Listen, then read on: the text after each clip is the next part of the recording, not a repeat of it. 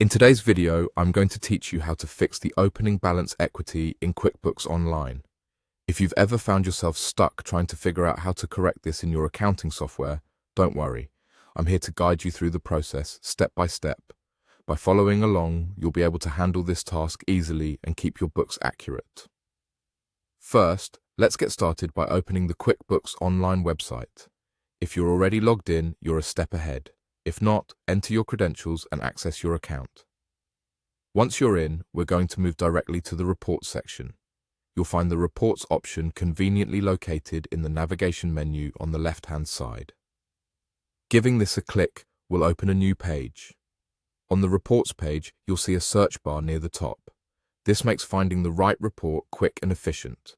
You'll want to type Balance Sheet into this search bar. As soon as it appears in the drop-down list, click to select it, allowing the balance sheet to load. Now, it's time to ensure you're looking at all the data you need. For this, head over to the Report Period section, which is typically located near the top of the page. Select All Dates from the drop-down menu. This will give you a comprehensive look at the entire time span of your data, catching any discrepancies that may have cropped up at any point. Once the balance sheet is displayed, you'll want to navigate to the Equity section, which is typically lower down on the report. You'll be looking specifically for the entry labeled Opening Balance Equity. In some cases, this might not show up immediately in certain views or setups, but in a typical scenario, it should be visible. When you find it, simply click on it. This will open a detailed view that lets you review the numbers closely. Reviewing this entry is crucial. It's here that you need to check for any mistakes you might have made while entering the opening balance initially. If discrepancies are found, this is your chance to fix them and make the necessary corrections. With your balance equity under control, navigate to the Settings option, which you'll find represented by a small gear icon at the top of your screen. You're now going to select Chart of Accounts from the drop-down.